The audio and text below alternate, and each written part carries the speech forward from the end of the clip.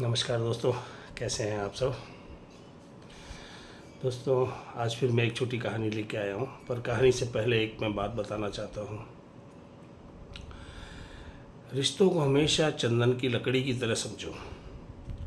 चंदन की लकड़ी होती है ना, चाहे जितने टुकड़े हो जाए उसके, छोटे से छोटा टुकड़ा,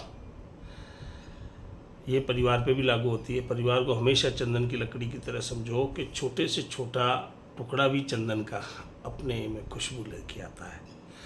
तो परिवार को हमेशा चंदन की लकड़ी की तरह समझे, और परिवार के लिए ही मैं एक कहानी लेके आया हूँ आप लोगों के लिए।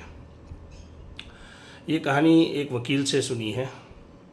उस वकील के पास एक बंदा आता है, काफ़ी सारे कागज़ उसके पास होते हैं, सफ़ेद कपड़े पहने हुए, पसीने से लथपथ, मिट्टी लगी हुई। सीधा चैम्बर में आता है, कागज़ रखता है टेबल पे, वकील साहब को नमस्ते कहता है। वकील साहब, ये मेरे पेपर्स हैं प्रॉपर्टी के, मेरे को एक फ्लैट पे स्टे चाहिए जो मेरे छोटे भाई ने लिया है।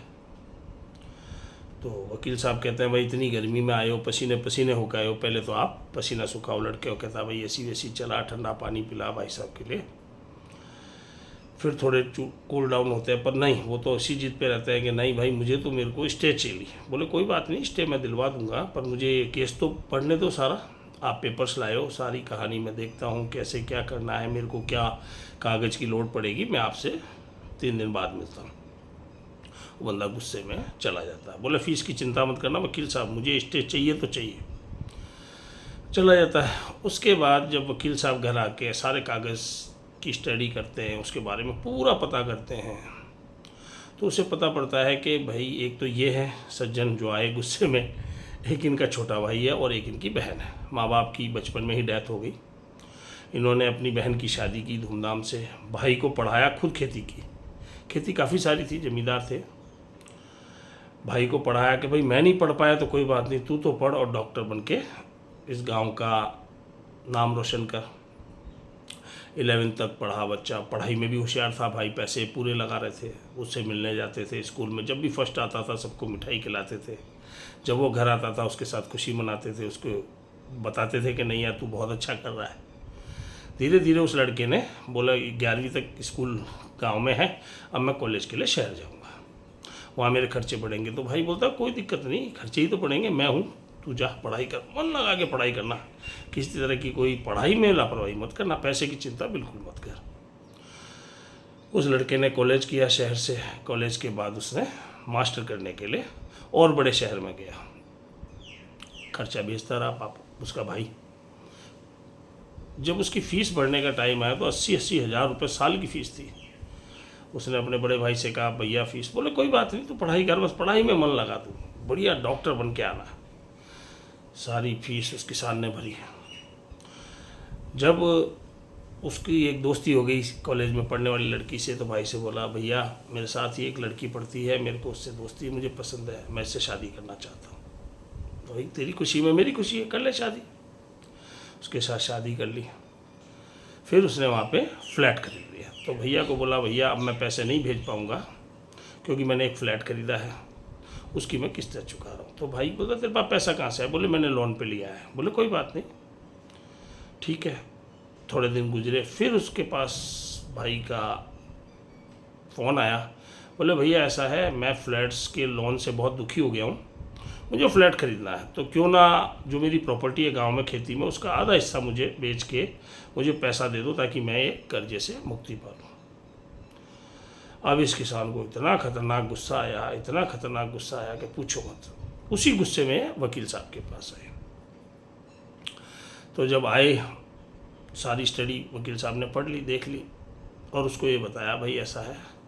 जब आए अगली बार वो कि भाई मेरे स्टे का क्या हुआ, तो कि मैंने आपकी सारी कहानी पढ़ ली, आपने ऐसे ऐसे किया, जब वो पास हुआ तो पूरे गांव को आपने खाना खिलाया, उसके लिए फ़ीस भरी, आपने अपने बच्चों का फ्यूचर का नहीं सोचा, अपने भाई के लिए और अपनी बहन के लिए इतना तो कुछ आपने किया, और उस भाई ने आखिर में आपको ये सिला। कोई बात नहीं है, स्टे में आपको तत्काल दिला दूंगा, कोई दिक्कत नहीं है।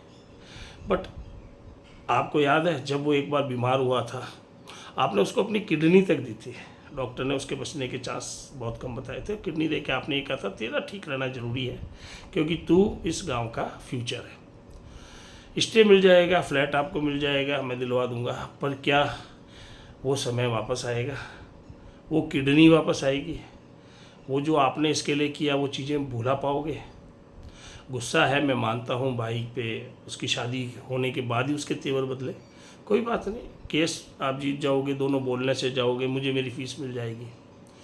बट आप इसको थोड़ा ठंडे दिमाग से सोचो। ये जो गुस्सा है ना, मेरी बात आपको बुरी लगेगी, पर इस गुस्से को आप अपने बच्चों के फ्यूचर पर निकालो। भाई तो नालायक निकला, कोई बात नहीं, ये गुस्सा आप बच्चों को पढ़ाओ, बच्चों को अच्छी एजुकेशन दो, तो आपको इस फ्लैट की ज़रूरत ही नहीं पड़ेगी। अगर बच्चे लक्षण निकल जाए, कामयाब निकल जाए तो।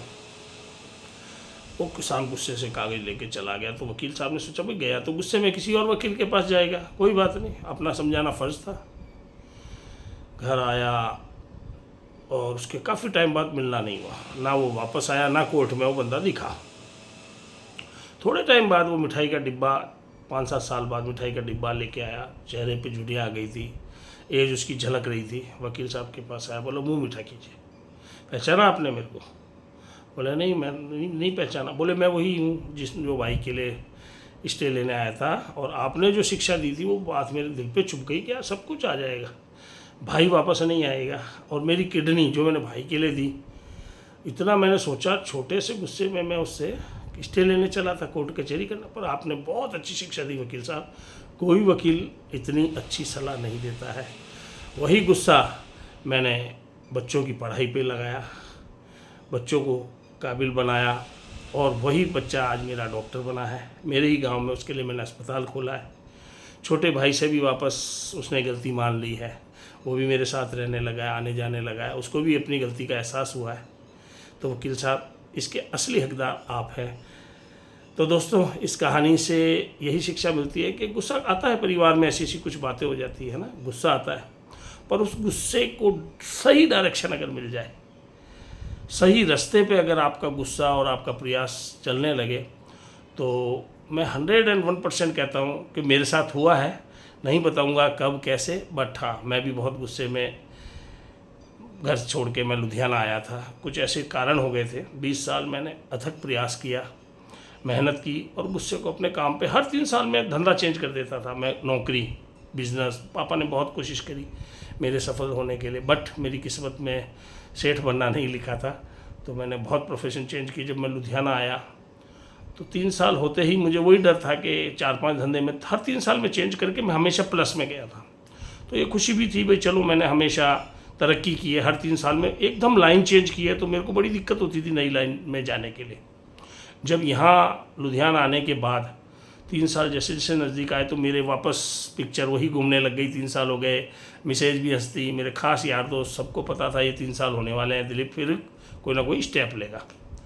मैंने मन को बहुत समझा, बहुत गुस्सा हुआ, मैं क्यों बदलता हूँ, छोटी सी बात पे मैं पूरी लाइन चेंज कर देता हूँ, पत्थर की लाइन से गाड़ी लाइन में, गाड़ी लाइन से सहारा की लाइन में, मतलब एकदम बिजनेस, एकदम बैंकिंग लाइन, फिर वापस मार्बल। तो आइसक्रीम का बिजनेस भी मैंने किया। उस गुस्से को मैंने कहा 4 साल निकालने हैं, 4 निकल गए, 5 निकल गए, 6 निकल गए, मैं कहा डबल हो गए, अब डबल प्रमोशन पे मैं जाऊँगा। फिर मैंने सोचा बदल के, अब एज भी इतनी नहीं है कि वापस नए शहर, नई जगह जाके मैं बिज़नेस या मैं नौकरी वापस शुरू करूं। कई कारण यहाँ पे भी हुए थे लुधियाना में भी नौकरी छोड़ने के, बट नहीं, मैं अपने गुस्से को कंट्रोल कर करके और आज मैंने 20 साल निकाल लिया। आज मेरा खुद का मार्बल का बिज़नेस है, मैं मार्बल का ठेकेदार हूँ, और पुरानी बातें याद करता हूँ। तो ये कहानी हकीकत में, चलो वो कहानी भाई के थ्रू थी, है ना, और गुस्सा था, ये था, मैंने ये गुस्सा खुद पे निकाला कि हर 3 साल में मैं लाइन चेंज क्यों करता हूँ, ऐसा क्या कर लेता हूँ, परिवार डिस्टर्ब हो जाता है, बच्चे डिस्टर्ब हो जाते हैं। पर हाँ, इस बार मैंने एक ये जिद रखी थी, मिसेज ने भी जिद रखी थी कि बच्चे जब तक प्रॉपर लाइन में नहीं आएंगे, मैं आपके साथ नहीं आऊँगी।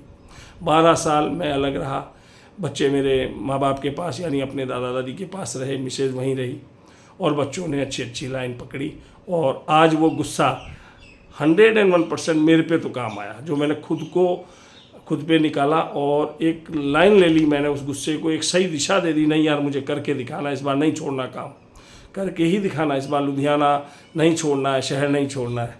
ठीक है दोस्तों, अगर मेरी ये कहानी एक भी बंदे को इंस्पायर करे, या उसको अपना रियलाइज़ हो कि यार ऐसा हुआ था, ये सही कह रहे हैं ना, ऐसा होना चाहिए, तो मैं समझूंगा मेरा वीडियो बनाना सार्थक हो गया। सब दोस्तों को नमस्कार, आपका दिन शुभ हो।